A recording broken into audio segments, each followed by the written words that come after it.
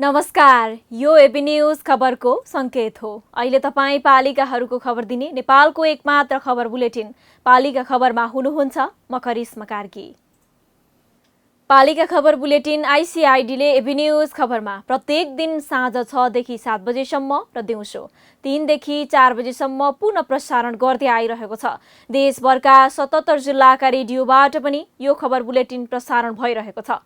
आजको पालिका खबर प्रारम्भ गरौं मूल खबरबाट। बाढीले मेलम्ची डुबाएपछि व्यापारी र उद्योगी चिन्तित, बैंक ऋण र ब्याज दिन मुस्किल हुने गुनासो। एक्लैको सामर्थ्यले मेलम्ची नपिउतिने नगरपालिकाको दावी। बेलायतले कटौती गर्यो यौन तथा प्रजनन स्वास्थ्य सेवा सहायता सहयोगको बजेट। सरकारले नै बजेट छुट्याएर सेवालाई निरन्तरता दिनुपर्ने परिवार नियोजन संघको जोड। महामारी रोक्ने बैतडीको मेलौली नगरपालिकाको प्रयास। उपचारमा जनप्रतिनिधि र स्वास्थ्य कर्मी खटिँदै, संक्रमितको घर घरमै पुगेर सेवा। सिन्धुलीको मरिड गाउँपालिका शिक्षा मैत्री बन्दै, पालिकाको योजनालाई गैर सरकारी संस्थाको सहयोग। प्रविधि मैत्री सिकाइ प्रति विद्यार्थी पनि आकर्षित। समुदाय उकास्न उदयपुरको बेलकाले थाल्यो पहल। आत्मनिर्भर बनाउन कृषिमा लगानी सहितको आकर्षण बढाइयो।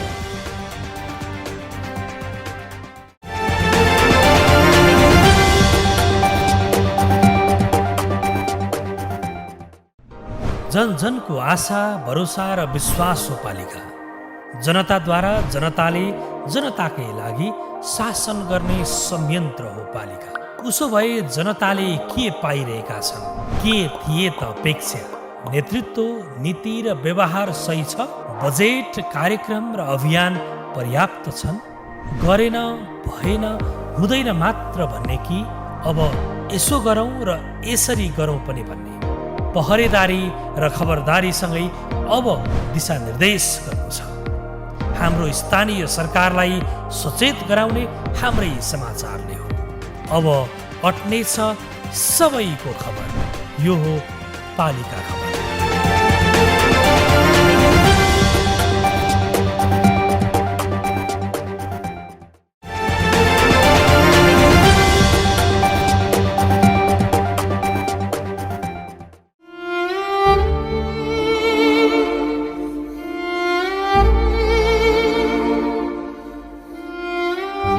कोरोनासँगै आएको बाढीले मेरो देश पीडामा छ।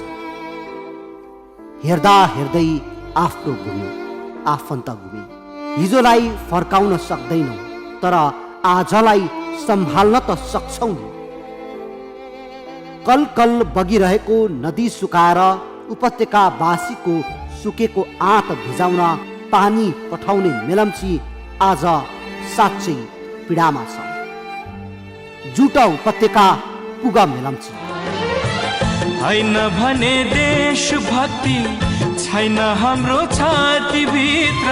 हैन भने देशभक्ति छैन हाम्रो छाती भित्र। माटोलाई चोट लाग्दा मुटुहरू रुनु पर्छ। माटोलाई चोट लाग्दा मुटुहरू रुनु पर्छ।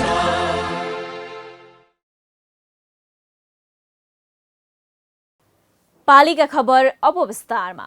असार 1 मा सिन्धुपाल्चोकको इन्द्रावती र मेलम्ची नदीमा आएको बाढीले सिन्धुपाल्चोकको प्रमुख व्यापारिक बजार मेलम्चीको व्यावसायिक कारोबार लगभग शून्यमा झारेको छ। 4 गाउँपालिकाको व्यापारिक सङ्गम मेलम्ची बजारमा रहेका करिब 200 थोक तथा खुद्रा व्यापारिक पसलबाट दैनिक करोडको हाराहारीमा हुने कारोबार बाढीको एकै झड्काले झण्डै शून्यमा झारेको हो। यसका कारण करोडौं लगानी गरी व्यापार गरेर बसेका व्यवसायी मर्कामा परेका छन्। बाढी मेलम्ची बजारभित्र पस्दा व्यापार पुरानै लयमा फर्किन नसक्ने अवस्था देखिएपछि नगरपालिकाको आयमा समेत असर पर्ने देखिन्छ। सिन्धुपाल्चोकबाट पालिका खबरदाता किशोर बुढाथोकीको एक रिपोर्ट।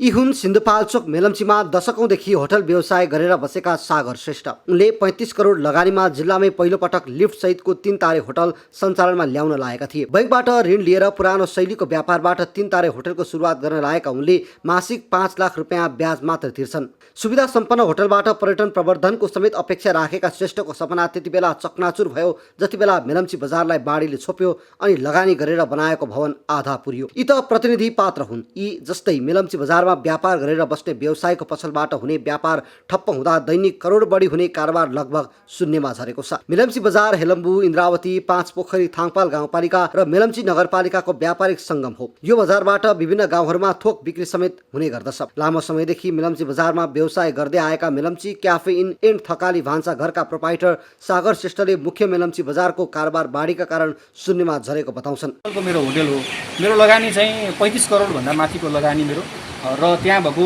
त्यसले क्याचमेन्ट गरेको एरियाको ल्यान्डको हिसाब गर्ने हो भने त्योभन्दा अझै माथि हुन्छ।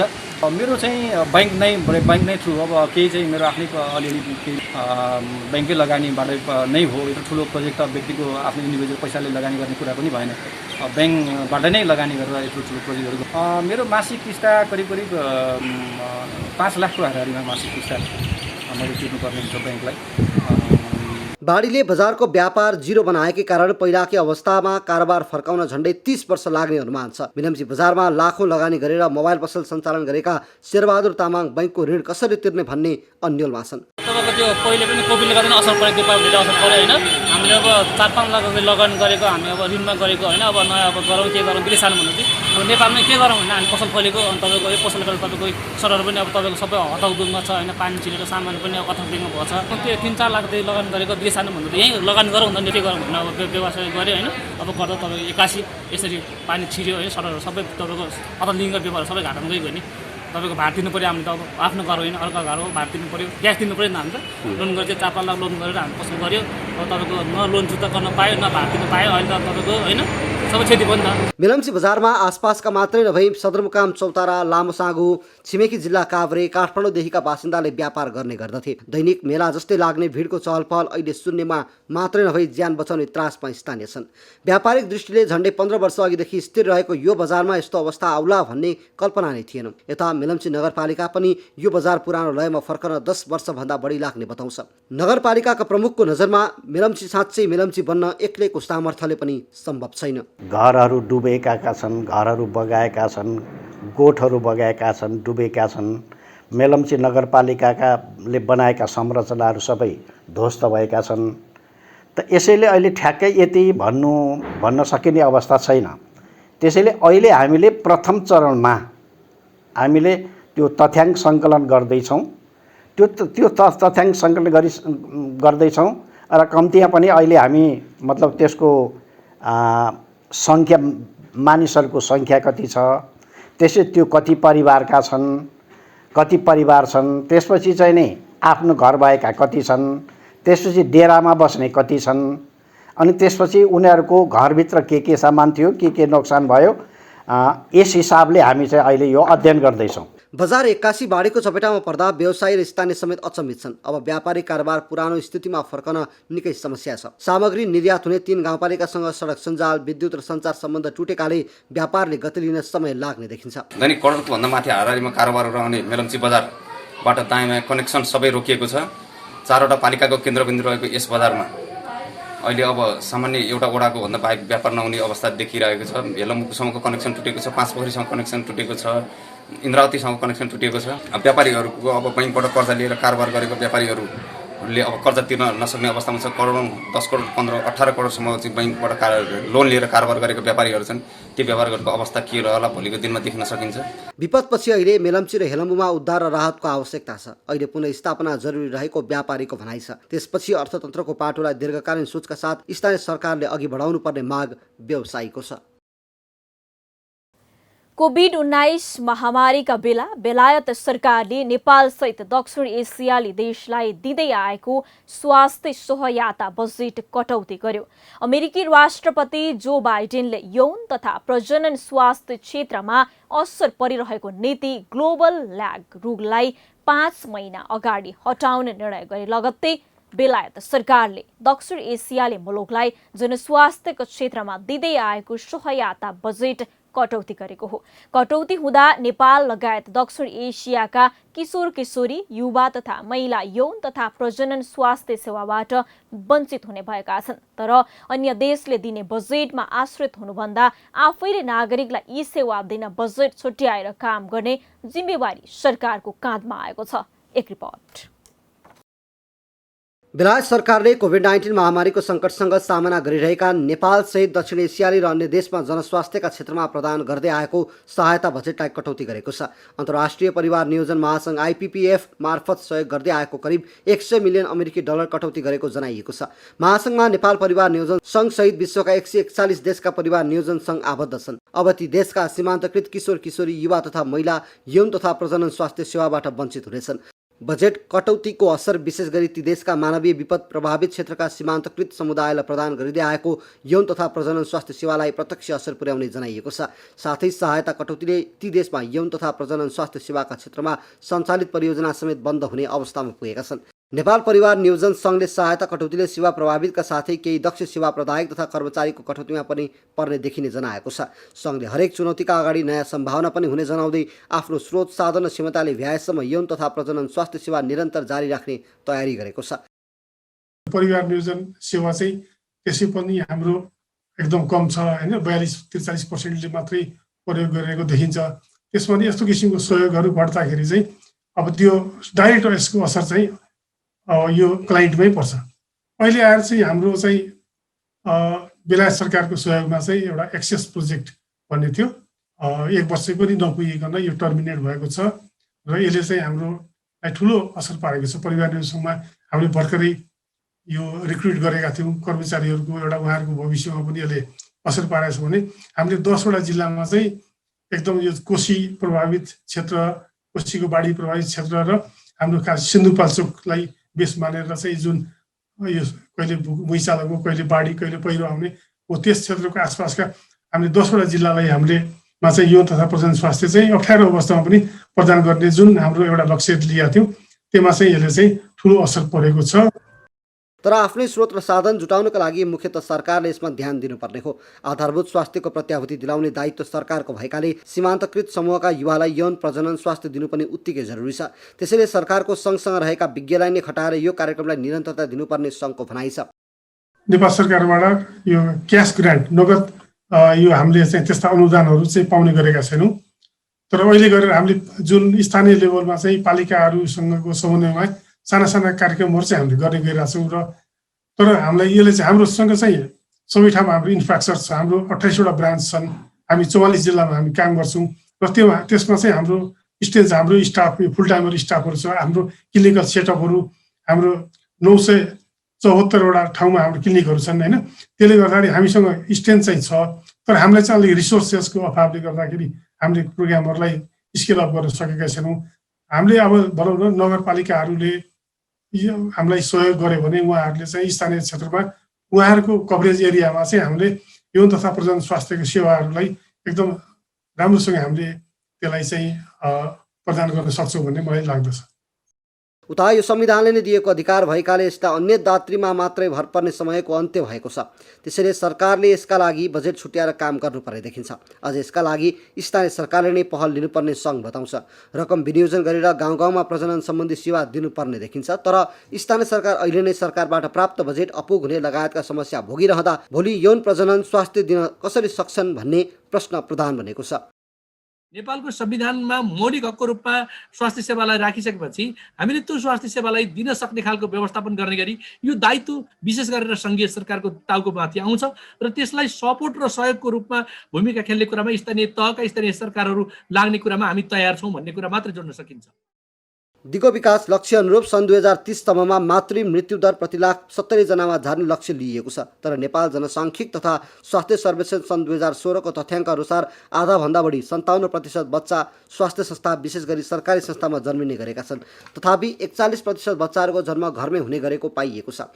त्यसैगरी सर्वेक्षणका अनुसार गर्भपतनका लागि सरकारी सेवा केन्द्रमा 71% जाने गरेका छन् भने बाँकी घरमै वा निजी क्षेत्रको सेवा केन्द्रमा जाने गरेका छन्। अब सहयोग रोकिएपछि यससँग जोडिएर आउने शिक्षा र सहायता गर्न सङ्घ असमर्थ हुनेछ भने रकम अभावले सरकारी लक्ष्यमा पनि समस्या उत्पन्न हुने देखिन्छ। त्यसैले सरकारले यसतर्फ पनि सोच्ने समय आएको छ।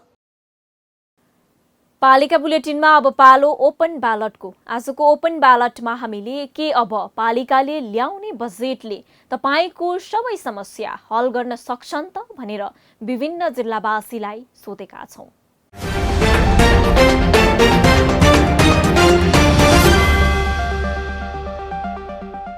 बजेटले सबैको समस्या समाधान गर्न चाहिँ गर्छ, तर त्यसलाई चलाउने, त्यसलाई प्रयोग गर्ने तरिका राम्रो भयो भने राम्ररी काम पनि हुन्छ।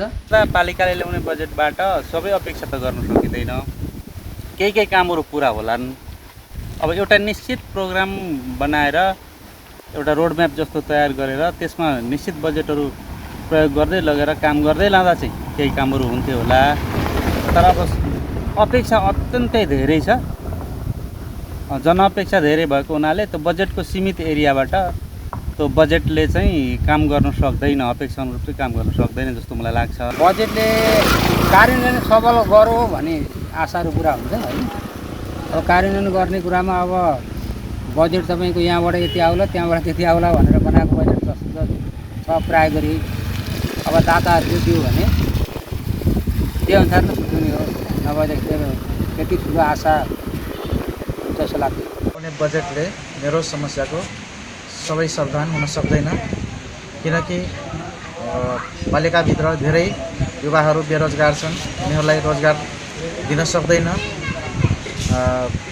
पालिकाभित्र धेरै खोला नालाहरू भएको कारणले त्यो नियन्त्रण गर्नमा धेरै बजेटहरू लाग्ने भएकोले मेरो समस्या पालिकाले समाधान गर्न सक्दैन। अधिकांश बजेटहरू जनस्तरमा पुग्न सक्यो भने केही समस्याहरू हल होलान्, तर सबै समस्याहरू हल हुन्छन् भन्न सकिन्न। किनभने जुन बजेट जुन वर्गका लागि भनेर माथि छुट्याइएको हुन्छ त्यो बजेट प्राप्त गर्ने हैसियतमा त्यो वर्गका जनताहरू पुग्न सकेकै छैनन्। उनीहरूले त्यो प्राप्त गर्ने हैसियत बनाउनलाई उनीहरूलाई विभिन्न किसिमका शिक्षाहरू, विभिन्न किसिमका तालिमहरू दिन जरुरी छ। त्यहाँका स्थानीय तहका जनप्रतिनिधिहरू, कर्मचारी र त्यहाँका सरकारवाला जनताहरूबाट सम्मिलित भएर सही क्षेत्रमा चाहिँ लगानी डिस्ट्रिब्युट भयो भने विकास हुन्छ जस्तो मेरो विचारमा लाग्छ। जनताबाट प्रत्यक्ष निर्वाचित प्रतिनिधिहरू भइसकेपछि वार्डका सबै क्षेत्रबाट प्रतिनिधित्व भएको हुन्छ र तिनीहरूले दिएका बजेटहरूलाई नगरपालिकाले सम्बोधन गर्नुपर्ने हुन्छ। यसरी सम्बोधन गर्दाखेरि सबै क्षेत्रलाई समेटेर बजेट आउनु उपयुक्त हो। आउन सक्यो भने राम्रो, आउन सकेन भने चाहिँ अलिकति नराम्रो पनि हुनसक्छ।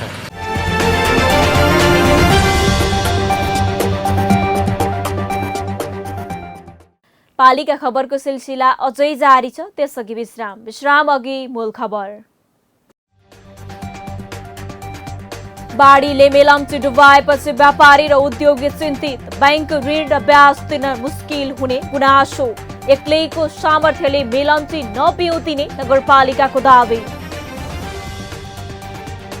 बेलायतले कटौती गर्यो यौन तथा प्रजनन स्वास्थ्य सेवा सहायता सहयोगको बजेट। सरकारले नै बजेट छुट्याएर सेवालाई निरन्तरता दिनुपर्ने परिवार नियोजन सङ्घको जोड। महामारी रोक्ने बैतडीको मेलौली नगरपालिकाको प्रयास। उपचारमा जनप्रतिनिधि र स्वास्थ्य कर्मी खटिँदै संक्रमितको घर घरमै पुगेर सेवा। सिन्धुलीको मरिड गाउँपालिका शिक्षा मैत्री बन्दै पालिकाको योजनालाई गैर सरकारी संस्थाको सहयोग। प्रविधि मैत्री सिकाइप्रति विद्यार्थी पनि आकर्षित। समुदाय उकास्न उदयपुरको बेलकाले थाल्यो पहल। आत्मनिर्भर बनाउन कृषिमा लगानी सहितको आकर्षण बढाइयो।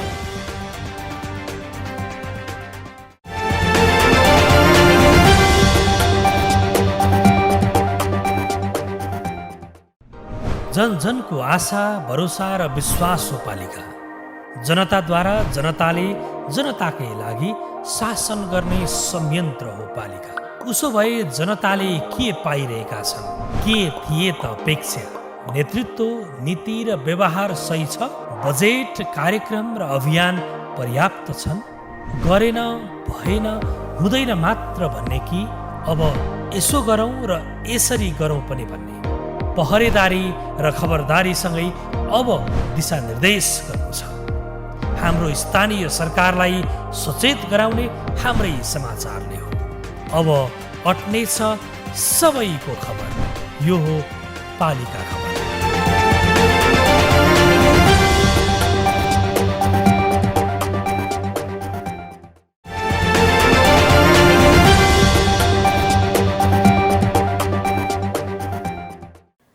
नेपालमा दोस्रो पटक देखा परेको कोरोनाको भेरिएन्टको संक्रमण केही जिल्लामा मात्रै घटेको छ।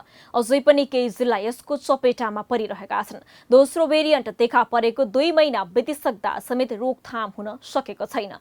गत वर्ष समुदाय स्तरमा कम मात्रामा फैलिएको कोरोना यस वर्ष समुदाय स्तरमा कब्जा नै जमाएर बसेको छ, जसको मारमा समुदायभित्रका नागरिक परेका छन्। स्थानीय सरकारले कोरोना रोकथामसँगै सामाजिक उत्तरदायित्वलाई समेत ध्यानमा राखेर परीक्षण, कोभिड अस्पताल, आइसोलेसन सेन्टरदेखि राहतका प्याकेज ल्याएका छन्। बैतडीका पालिकाबाट भइरहेको कामले महामारी नियन्त्रणमा आउने अपेक्षा गरिएको छ। बैतडीबाट पालिका खबरदाता सीपी लोहियाको एक रिपोर्ट।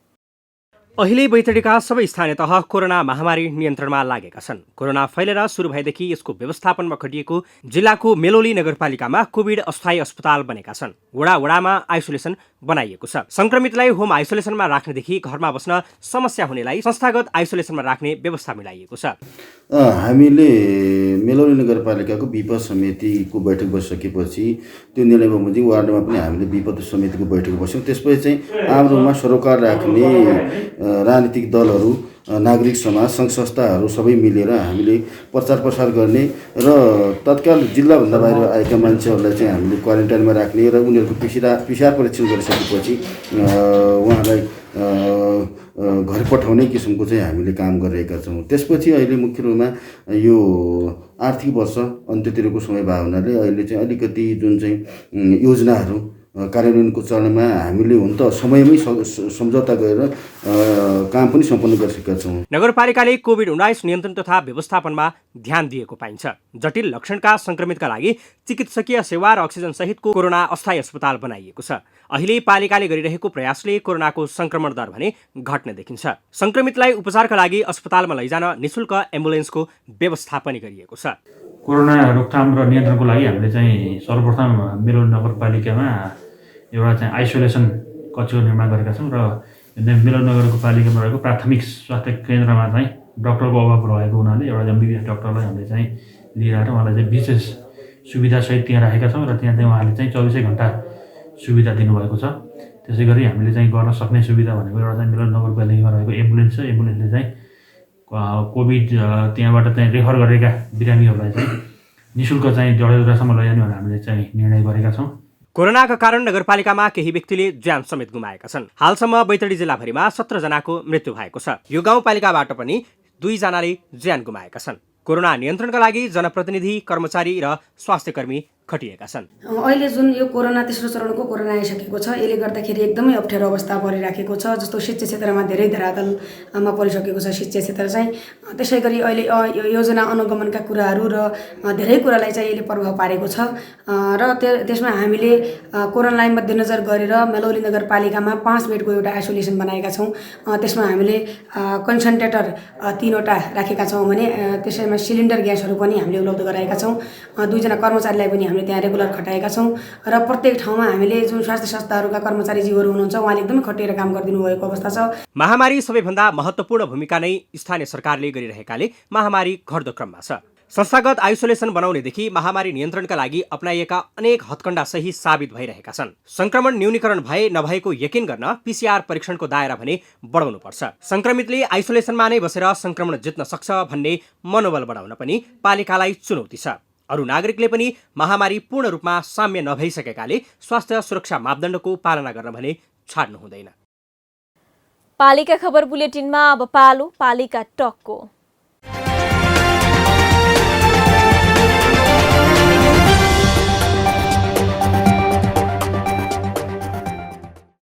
आजको पालिका टकमा दार्चुलाको महाकाली नगरपालिकाका मेयर हंसराज भट्ट हुनुहुन्छ। उहाँसँग पालिकाको बजेट, नीति तथा कार्यक्रम लगायतका विषयमा केन्द्रित रहेर कुराकानी गर्दैछौँ। मेयर साहब नमस्कार अनि स्वागत छ यहाँलाई पालिका टकमा। धन्यवाद। हजुर मेयर साहब, सुरुवात गरौँ। कोरोना महामारीकै बीच बजेट बनाउने बेला भएको छ।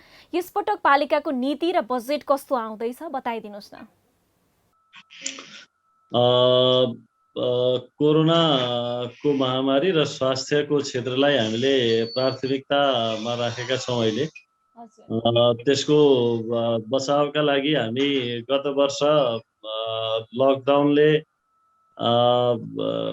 केही धेरै जस्तो युवाहरू बेरोजगार पनि भए, उहाँहरू घर फर्किनु भयो। त्यसपछि त्यो बिचको पिरियडमा उहाँहरूको रोजगारी जस्ता कुराहरू, धेरै कुराहरू सोच्न सकिएन र त्यसको पनि प्लानिङ एउटा हामी गर्दैछौँ भने अर्को कुरा रोगको निदानका लागि अथवा रोगबाट बच्नका लागि पीसीआर ल्याब निर्माण र आइसोलेसन भवन निर्माणको काम अब यो कोरोनाको यो कालको यो 2 वर्षले हामीलाई के देखायो भने यो अझै कति वर्षसम्म जाने हो। भेरिएन्ट चेन्ज भएर आइरहेछ।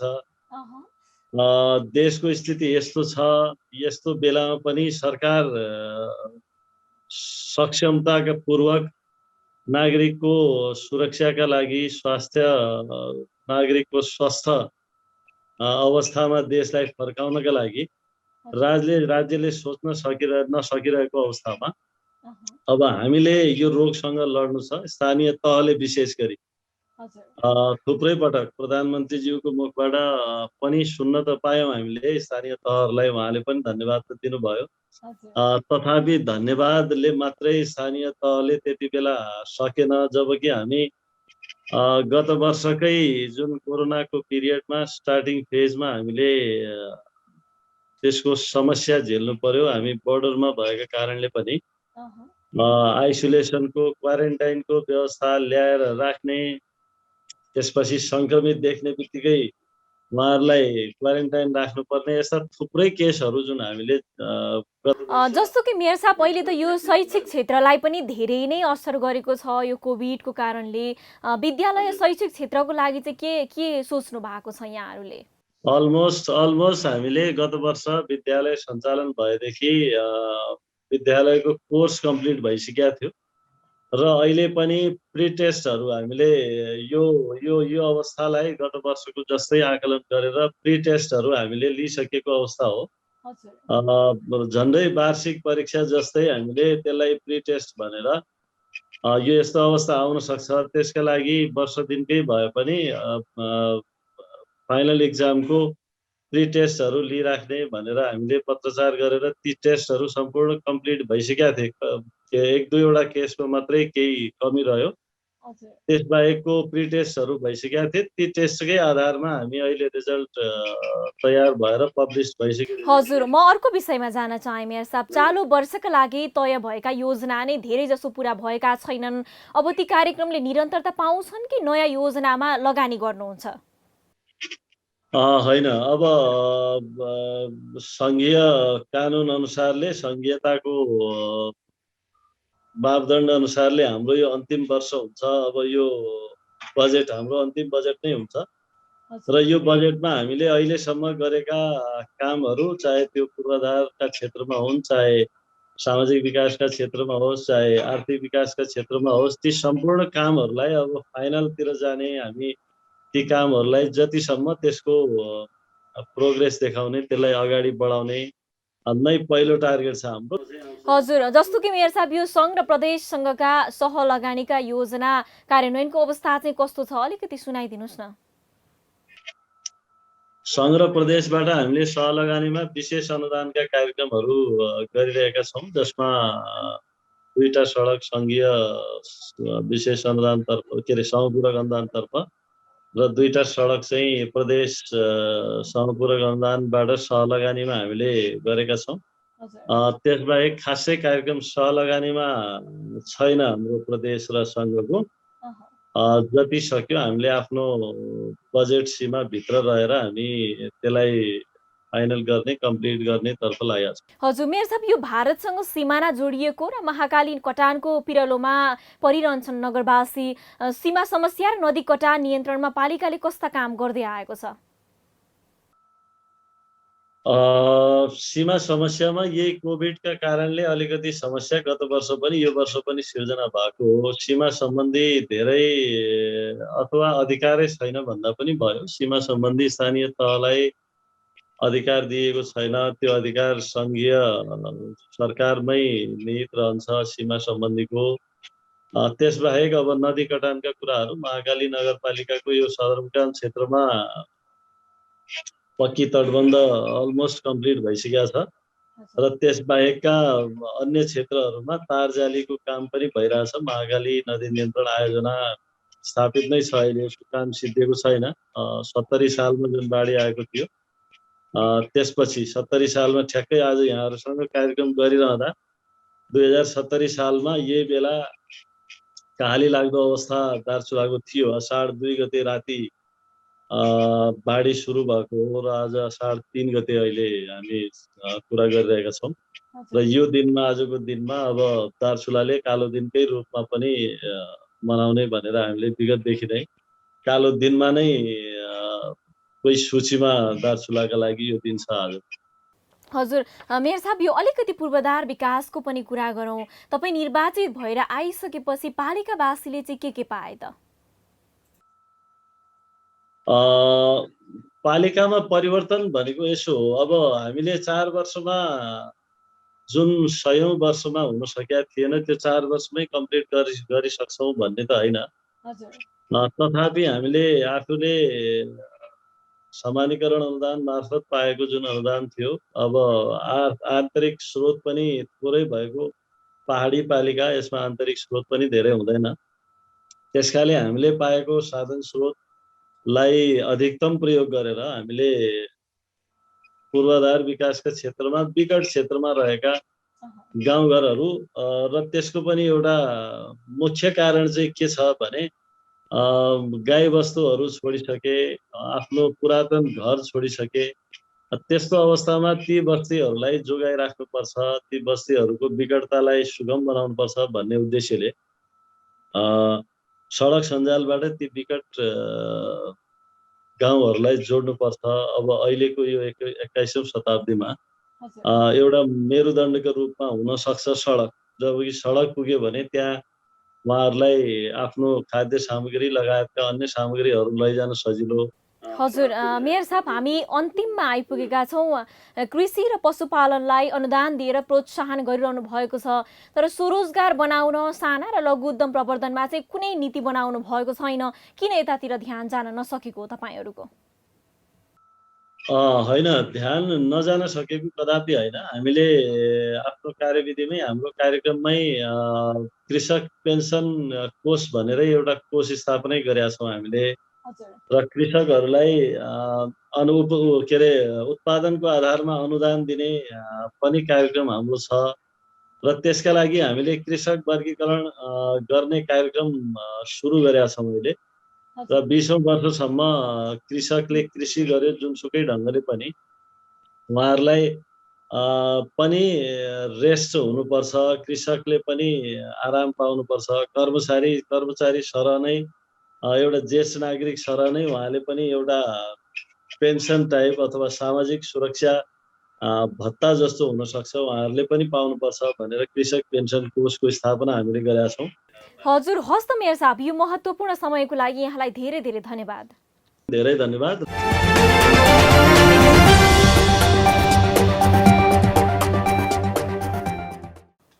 अब हट्नेछन् सबैका खबर। यो हो पालिका खबर। पालिका खबरको सिलसिला अझै जारी छ, त्यसअघि विश्राम अघि मूल खबर। बाढीले मेलम्ची डुबाएपछि व्यापारी र उद्योगी चिन्तित। बैंक ऋण र ब्याज दिन मुस्किल हुने गुनासो। एक्लैको सामर्थ्यले मेलम्ची नपिउतिने नगरपालिकाको दावी। बेलायतले कटौती गर्यो यौन तथा प्रजनन स्वास्थ्य सेवा सहायता सहयोगको बजेट। सरकारले नै बजेट छुट्याएर सेवालाई निरन्तरता दिनुपर्ने परिवार नियोजन संघको जोड। महामारी रोक्ने बैतडीको मेलौली नगरपालिकाको प्रयास। उपचारमा जनप्रतिनिधि र स्वास्थ्य कर्मी खटिँदै। संक्रमितको घर घरमै पुगेर सेवा। सिन्धुलीको मरिड गाउँपालिका शिक्षा मैत्री बन्दै। पालिकाको योजनालाई गैर सरकारी संस्थाको सहयोग। प्रविधि मैत्री सिकाइप्रति विद्यार्थी पनि आकर्षित। समुदाय उकास्न उदयपुरको बेलकाले थाल्यो पहल। आत्मनिर्भर बनाउन कृषिमा लगानी सहितको आकर्षण बढाइयो।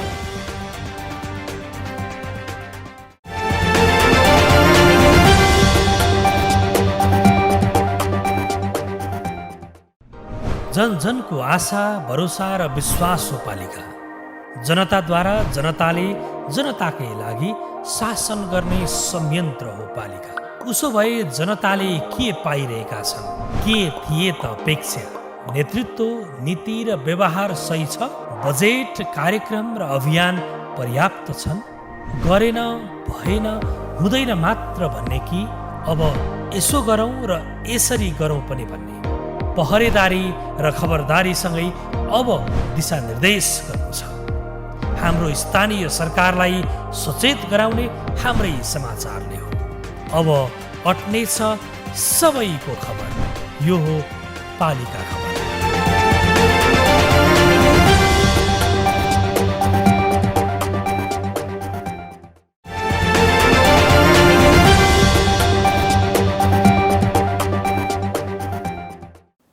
शिक्षाको अपेक्षित गुणस्तर कायम गर्ने जिम्मा कसको हो? शिक्षक, प्रधानाध्यापक, व्यवस्थापन समिति, स्थानीय सरकार वा अरू कसैको? सबैको जिम्मा भन्ने हो भने दुधको भन्दा पानीको पोखरी बन्ने दशा भित्रिएको धेरै उदाहरण पनि छन्। देशले कोल्टे फेरेको छ भने शैक्षिक गुणस्तर खस्किएका गुनासा पनि बारम्बार उठ्दै आएका छन्। अझ सामुदायिक विद्यालयको शैक्षिक गुणस्तरमाथि प्रश्न जो कोहीले पनि उठाउने गरेका छन्। यसै अवस्थामा रहेका विद्यालयमा शैक्षिक गुणस्तर वृद्धि गर्न सिन्धुलीको मरिड गाउँपालिका शिक्षा मैत्री बन्दै आएको छ। सिन्धुलीबाट पालिका खबरदाता एनबी अधिकारीको एक रिपोर्ट। सिन्धुलीको मरिन गाउँपालिकाले मरिन शिक्षा विकास योजना स्थानीय पाठ्यक्रम बनाएर पालिकाको शैक्षिक सुधारका लागि अघि बढेको छ। पालिकाले शिक्षक, विद्यार्थी, अभिभावक र सरकारवालाको गुनासो सम्बोधन गर्दै शिक्षा नीति समेत बनाएको छ, जसले विगतको तुलनामा मरिन गाउँपालिकामा शैक्षिक गतिविधिमा परिवर्तन आएको छ। स्थानीय सरकार आएपछि विद्यालयका हरेक समस्या समाधान हुँदै आएको छ। विद्यार्थी र शिक्षकको सन्तुलन नहुँदा भद्रगोल बनेको शिक्षण सिकाइ क्रियाकलाप हाल प्रभावकारी बन्दै गएको छ। यस मरिन गाउँपालिकाले चाहिँ के अरे विद्यालयमा चाहिँ पठन पाठनको लागि चाहिँ धेरै सपोर्ट गरेको छ, जसमा चाहिँ अब हरेक विद्यालयमा दरबन्दी कम भएको ठाउँमा चाहिँ दरबन्दी दिएको छ। त्यति मात्र नभएर अब बाल विकासमा 48वटा विद्यालयमा 19वटा बाल विकास चाहिँ मरिन गाउँपालिकाबाट नै दिएको छ। र त्यति मात्र नभएर अब कार्यालय सहयोगीलाई दिएको तलब चाहिँ कम भयो भनेर यताबाट पनि फेरि 2000 प्लस गरेको छ। त्यसरी चाहिँ अब सहयोग गरेको छ।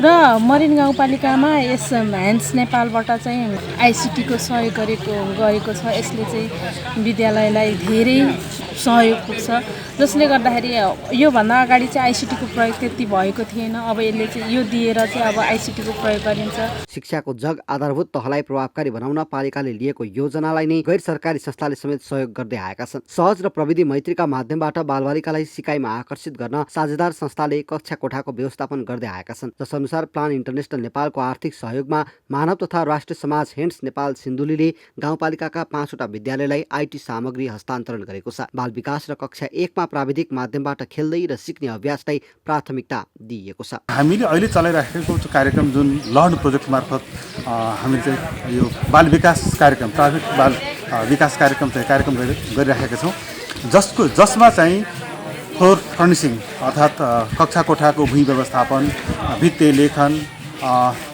त्यसपछि ELR मेटेरियल्स उनीहरू चाहिँ सिकाइसँग जोडिएका चाहिँ त्यस्ता शैक्षिक सामग्रीको निर्माण र पटकको अभिभावकसँगको चाहिँ मिटिङ र छलफलको कारणले गर्दाखेरि उनीहरूमा अभिभावक सँगसँगै विद्यार्थी पनि एउटा सिकाइको उत्पन्न बढ्छ र उनीहरू चाहिँ त्यो जुन मेटेरियल्स जुन सामग्री त्यो सामग्री मार्फत चाहिँ उनीहरू सिकाइमा सजिलो हुन्छ, प्रवर्धन हुन्छ। गाउँपालिकाले देशभरका स्थानीय तहमध्ये सबैभन्दा पहिला स्थानीय पाठ्यक्रम निर्माण गरेको छ। जसअनुसार पालिकाको शैक्षिक सुधारका योजना अनुसार शैक्षिक गुणस्तर वृद्धि गर्न पालिका अग्रसर भएको छ। मरिनमा थप हामीले शैक्षिक गुणस्तर बढाउनको निम्ति ठाने सरकार सञ्चालन ऐनले व्यवस्था भए अनुरूप ठाने पाठ्यक्रम देशैभरिमा 753वटा स्थानीय तहमा पहिलो मरिन गाउँपालिकाले स्थानीय पाठ्यक्रमहरू निर्माण गर्ने र लागू गर्ने काम गरेका छौँ।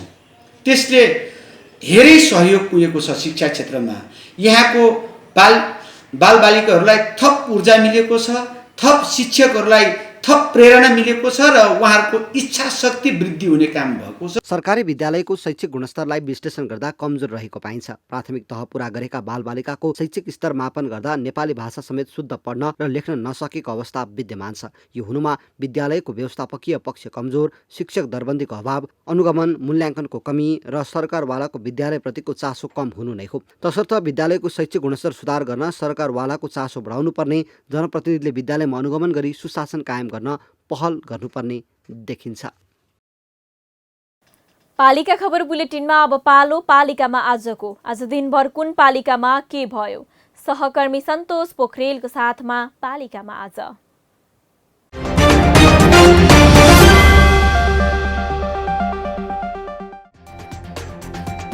उदयपुरको कटारी नगरपालिकाद्वारा 16,000 दिनका आमा र कोरोना संक्रमित महिलालाई पौष्टिक आहारका सामग्री प्रदान।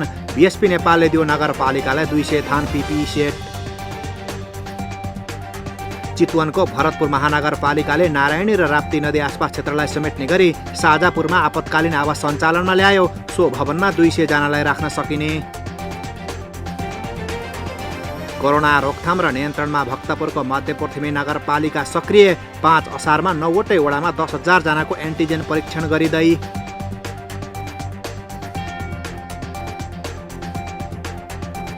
ताप्लेजुङको श्रीजङ्गा गाउँपालिकाले आगामी आर्थिक वर्षका लागि 43 बुँदे नीति तथा कार्यक्रम पारित गर्यो।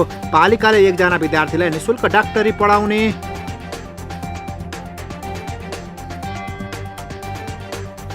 हेफर इन्टरनेसनलले तनहुको 4 स्थानीय तहलाई गर्यो 27 लाख रुपैयाँ सहयोग। देवघाट गाउँपालिकासँगै भिमाद, व्यास र शुक्ला गण्डकी नगरपालिकाको कोभिड कोषमा उक्त रकम प्रदान।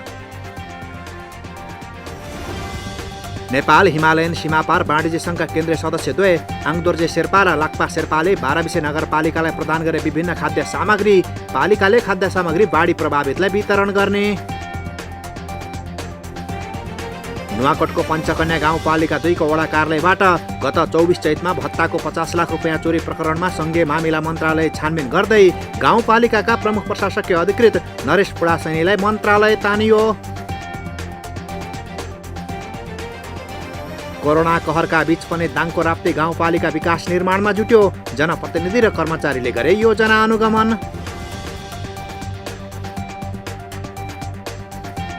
बाढीबाट क्षति बेहोरेको सिन्धुपाल्चोकको मेलम्ची नगरपालिकालाई 5,55,000 रुपैयाँ सहयोग गर्ने भक्तपुरको चाँगुनारायण नगरपालिकाको निर्णय। काठमाडौँको गोकर्णेश्वर नगरपालिकाले पनि हेलम्बु गाउँपालिकालाई 5 लाख सहयोग गर्ने। शान्ति पुनर्स्थापना गृह ठेचोले ललितपुरको गोदावरी नगरपालिकालाई दियो नगद 50,000 रुपैयाँ र विभिन्न स्वास्थ्य सामग्री। कोरोना नियन्त्रणमा पालिका पनि क्रियाशील। झापाको कन्काई नगरपालिकामा अक्सिजन प्लान्ट सञ्चालन गर्न आर्थिक सहयोग जोड्दै पालिकालाई सहयोग गर्नेहरू बढ्दै।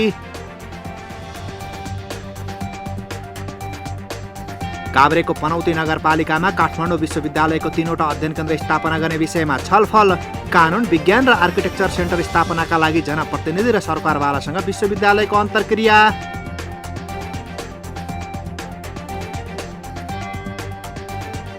कर्मचारीलाई कोभिड संक्रमण पुष्टि भएपछि खोटाङको ऐसोलो खर्क गाउँपालिकाबाट प्रवाह हुने सार्वजनिक सेवा बन्द। 7 जेठसम्म कार्यालय बन्द रहने। प्रधानमन्त्री कृषि आधुनिकीकरण परियोजना अन्तर्गत स्याङ्जाको वालिङ नगरपालिकाले बाँड्यो 48वटा बङ्गुरका पाठापाठी। 24 जना किसानलाई वितरण गरियो पाठापाठी। अक्सिजन प्लान्ट स्थापना गर्न उदयपुरको बेलका नगरपालिकालाई सहयोग जोड्दै रकम सहयोग गर्नेहरू बढ्दै।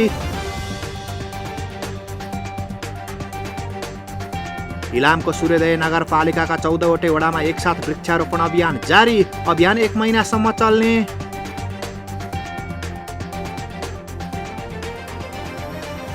स्याङ्जाको फेदीखोला गाउँपालिकाले कोरोनाको लक्षण देखेकाहरूको गर्यो एन्टिजेन परीक्षण। स्थानीयको उत्साहजनक सहभागिता।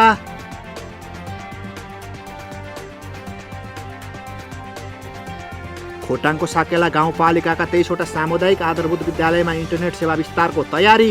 पालिकाले गर्यो प्राधिकरणसँग सम्झौता।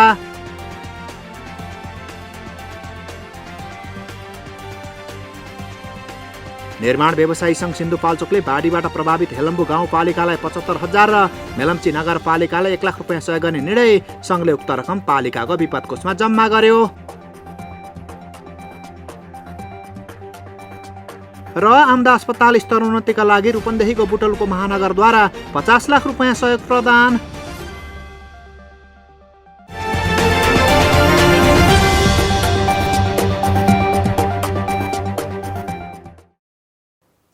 न गाउँ न सहर छुट्दैनन् कुनै खबर। यो हो पालिका खबर। पालिका खबरको सिलसिला अझै जारी छ, त्यसअघि विश्राम अघि मूल खबर। बाढीले मेलम्ची डुबाएपछि व्यापारी र उद्योगी चिन्तित। बैंक ऋण र ब्याज दिन मुस्किल हुने गुनासो। एक्लैको सामर्थ्यले मेलम्ची नपिउतिने नगरपालिकाको दावी। बेलायतले कटौती गर्यो यौन तथा प्रजनन स्वास्थ्य सेवा सहायता सहयोगको बजेट। सरकारले नै बजेट छुट्याएर सेवालाई निरन्तरता दिनुपर्ने परिवार नियोजन सङ्घको जोड। महामारी रोक्ने बैतडीको मेलौली नगरपालिकाको प्रयास। उपचारमा जनप्रतिनिधि र स्वास्थ्य कर्मी खटिँदै संक्रमितको घर घरमै पुगेर सेवा। सिन्धुलीको मरिड गाउँपालिका शिक्षा मैत्री बन्दै पालिकाको योजनालाई गैर सरकारी संस्थाको सहयोग। प्रविधि मैत्री सिकाइप्रति विद्यार्थी पनि आकर्षित। समुदाय उकास्न उदयपुरको बेलकाले थाल्यो पहल। आत्मनिर्भर बनाउन कृषिमा लगानी सहितको आकर्षण बढाइयो।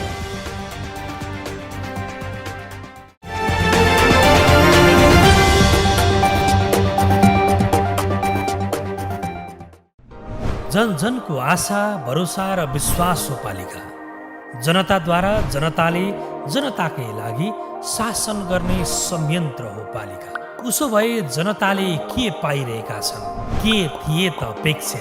नेतृत्व, नीति र व्यवहार सही छ? बजेट, कार्यक्रम र अभियान पर्याप्त छन्? गरेन, भएन, हुँदैन मात्र भन्ने कि अब यसो गरौँ र यसरी गरौँ पनि भन्ने? पहरेदारी र खबरदारीसँगै अब दिशानिर्देश गर्नु छ। हाम्रो स्थानीय सरकारलाई सचेत गराउने हाम्रै समाचारले हो। अब अट्नेछ सबैको खबर। यो हो पालिका खबर।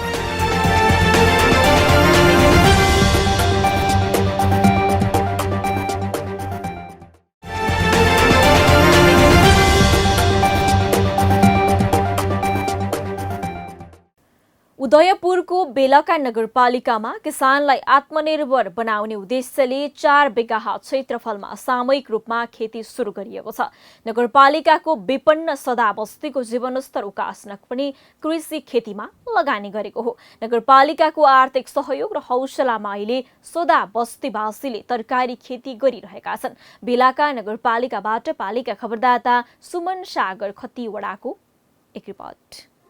उदयपुरको बेलका नगरपालिका स्थित अति विपन्न बस्तीका रूपमा रहेको सदा बस्तीको अहिले मुहार फेरिँदैछ। दैनिक ज्याला मजदुरी गरेर बस्ने यो बस्ती अहिले कृषि कर्ममा होमिएको छ, जसको सम्पूर्ण श्रेय नगरपालिकालाई जान्छ। नगरपालिकाको सहयोगमा सदा समुदायको जीवनस्तर पनि फेरिँदै गएको छ। नगरपालिकाले 28 कट्ठा जग्गा लिजमा लिएर घुम्ने तरकारी उत्पादन महिला कृषक समूह स्थापना गरेर 14 घरधुरीका सदा समुदायलाई सामूहिक तरकारी खेतीमा आकर्षित गर्न सफल भएको छ। कृषक पनि पालिकाको सहयोगप्रति नतमस्तक छन्। सकिन जस्तो चाहिँ अब लाग्थ्यो र लाग्यो पनि र अहिले चाहिँ हामीलाई अलिकति राम्रो पनि भयो। तर बर्खामा चाहिँ अलिकति हामीलाई चाहिँ धेरै गाह्रो हुन्छ क्या। अब बर्खामा चाहिँ के भन्नाले अब धेरै पानी हुन्छ। पोहोरको साल पनि लगाएको त्यस्तै बर्खाभरि पानीले त्यसै गयो। त्यो सालको मेहनत पनि पोहोरको साल पनि मेहनत त्यसै गयो। तरकारी बेचेर अब वर्षमा 45,000 पैसासम्म कमाइन्छ। रामदेव सदा जस्तै अरू ज्याला मजदुरी गर्नुभन्दा स्वावलम्बी हुन पाउँदा दङ्ग छन्। लामो समयदेखि अर्काको ज्याला मजदुरी गरेर जीविकोपार्जन गर्ने गरेकोमा स्थानीय सरकार आए पश्चात आत्मनिर्भर बन्न पाउँदा उनीहरूको खुसीको सीमा छैन। नगरका विभिन्न साझेदारी संस्थाको सक्रियतामा सदा समुदायलाई अहिले मौसमी तथा बेमौसमी तरकारी खेती गर्न आवश्यक पर्ने बिउ बिजन तथा प्राविधिक सहयोग समेत गरिएको छ। अहिले त त्यति गरला मात्रै छ, अनि बोरी छ होला, अनि लौका। अहिले त सबै सिधिसकेको छ। तरकारी अर्काको काम गर्नु जान्थ्यौँ नि, बनीबुता गर्दै खान्थ्यौँ हामी। धेरै फरक छ अहिलेको राम्रो हामीलाई। तरकारी बजार लागेको बेला बजार, नभए यही गाउँमा छोराछोरी पढाउनु पनि, खाना यसो कहिलेकाहीँ माछा मासु खाना पनि पुगिरहेको छ। नुन भुटुन खाना सब थोक कहिले सुविधा भइरहेको। अहिले देशभर निषेधाज्ञा जारी गरिएको छ। हरेक क्षेत्र बन्द रहेकाले ज्याला मजदुरी काम गर्न पनि पाइएको छैन। बिहान र बेलुकाको छाक कसरी कटाउने भन्ने चिन्ताले उनीहरूलाई सताइरहेको बेला नगरपालिकाको सहयोगले केही राहत मिलेको अपेक्षा नगरपालिकाले गरेको छ। यो अर्काको काम गरेर होइन, यो ज्याला मजदुरी गरेर खाइरहेको अवस्था थियो। हामीले चाहिँ त्यसलाई हेरेर चाहिँ उहाँहरूसँग यहाँ चाहिँ एउटा सानो कृषि समूह पहिले स्थापना गरेर तपाईँहरू चाहिँ यसरी केही चाहिँ हामीले सहयोग गर्दाखेरि केही गर्न सक्नुहुन्छ त तरकारी खेती भन्दाखेरि उहाँहरू राजी हुनुहुन्छ। ल ठिक छ, त्यस्तो केही भयो भने हामी गर्छौँ भनिसकेपछि एक किसिमको उहाँहरूमा आफैले हामीले गरेर खानुपर्छ, हामीले उत्पादन गरेर खान पर्छ भन्ने एउटा भावनाको विकास गर्न यो कार्यक्रम सफल भएको छ। खासै अब ठुलो धेरै जमिन होइन, धेरै नभएको भए पनि केही सहायक एउटा चाहिँ जीविकोपार्जनको लागि उहाँहरूले गरिराख्नु भएको छ। सदाबस्ती अन्य समुदायभन्दा अपहेलित र पिछडिएको छ। अशिक्षित समुदायको रूपमा परिचित भएकाले पनि यसलाई उकास्न नगरपालिकाले पहल गरेको छ। सामाजिक रूपमा आत्मनिर्भर बनाउने र जीविकोपार्जनलाई सहज बनाउने रणनीति सफल हुँदै गएकोमा पालिका पनि खुसी छ। उनीहरू चाहिँ के भने माटो काट्ने परम्परागत पेसा थियो, त्यो चाहिँ अब सकिएर गयो। किनभने सबै ठाउँमा मान्छेहरूले मेसिन औजार अब ट्र्याक्टर लगाउने भएकोले उनीहरू बेरोजगार भए एउटा कुरा। दोस्रो कुरा चाहिँ के भन्दाखेरि उनीहरू चाहिँ विभिन्न प्रकारको मादक पदार्थहरू सेवन गर्ने र अलिकति रोगी हुने यस्तो खालको अवस्था आएको हुनाले उनीहरूलाई पनि दिगो कृषिमा लगाउनु पर्छ भनेर हामीले त्यहाँको सर्वे गर्दाखेरि चाहिँ उहाँहरूले चाहिँ नै जग्गा नभएको तर हामी केही गर्ने भनेपछि हामीले यसलाई एजुकेसनसँग जोड्यौँ। उहाँहरूको नानीहरू चाहिँ स्कुल नजाने, अब गए पनि राम्रो गुणस्तरीय नहुने हुँदाखेरि हामीले उहाँहरूको बस्तीमा चाहिँ विद्यार्थीहरू पढाउने अब ट्युसन जस्तो चाहिँ कोचिङ गर्ने शिक्षकको व्यवस्था गरिदिउँ। राष्ट्रिय कृषक समूह महासङ्घ दुईवटा संस्थाहरूले पनि उनीहरूको क्षमता अभिवृद्धि गर्ने कुरामा, बिउ बिजनहरूको कुराहरूमा, कामको अनुगमन गर्ने कुराहरूमा चाहिँ एकदमै रेगुलर सहयोग गरिराख्नु भएको कारणले गर्दाखेरि हामीले यो खेती चाहिँ, यो कन्ट्याक्ट फार्मिङ चाहिँ यो सफलतातिर अगाडि बढिरहेको छ। यो त्यस्तो समुदाय हो जहाँका बालबालिका विद्यालय पनि जाँदैनन्। विपन्न भएकाले पनि परिवारले बालबालिकालाई विद्यालय पठाउने गरेका छैनन्। पालिकाले कृषि कर्ममा आकर्षित गर्दै स्वावलम्बी त बनाएको छ नै, बालबालिकाका लागि समुदायमा नै एकजना शिक्षकको पनि व्यवस्था गरिदिएको छ। समुदायका लागि बेलकाले गरेको सहयोग साँच्चै नै सराहनीय छ। अन्य पालिकाले पनि सिक्न आवश्यक छ। पालिका खबर बुलेटिनको अन्ततिर छौं। मूल खबर पुनः एकपटक। बाढीले मेलम्ची डुबाएपछि व्यापारी र उद्योगी चिन्तित। बैंक ऋण र ब्याज तिर्न मुस्किल हुने गुनासो। एक्लैको सामर्थ्यले मेलम्ची नपिउतिने नगरपालिकाको दावी। बेलायतले कटौती गर्यो यौन तथा प्रजनन स्वास्थ्य सेवा सहायता सहयोगको बजेट। सरकारले नै बजेट छुट्याएर सेवालाई निरन्तरता दिनुपर्ने परिवार नियोजन सङ्घको जोड। महामारी रोक्ने बैतडीको मेलौली नगरपालिकाको प्रयास। उपचारमा जनप्रतिनिधि र स्वास्थ्य कर्मी खटिँदै संक्रमितको घर घरमै पुगेर सेवा। सिन्धुलीको मरिड गाउँपालिका शिक्षा मैत्री बन्दै पालिकाको योजनालाई गैर सरकारी संस्थाको सहयोग। प्रविधि मैत्री सिकाइप्रति विद्यार्थी पनि आकर्षित। समुदाय उकास्न उदयपुरको बेलकाले थाल्यो पहल। आत्मनिर्भर बनाउन कृषिमा लगानी सहितको आकर्षण बढाइयो। हवस् त आजको पालिका खबर बुलेटिन यति नै। पालिका बुलेटिन फेसबुक, युट्युब, इन्स्टाग्राम र हाम्रो अनलाइन संस्करण www.palikakhbar.com बाट हेरेर पढ्न र सुन्न सक्नुहुनेछ। साथै यो बुलेटिन देशका 77 जिल्लाका रेडियोबाट पनि हरेक दिन सुन्न सक्नुहुनेछ। पालिकाहरूको गतिविधि समेटिने नेपालको एकमात्र खबर बुलेटिन पालिका खबर लिएर भोलि पुनः आउने नै छौँ। एबी न्युज खबर हेर्दै रहनुहोला। नमस्ते।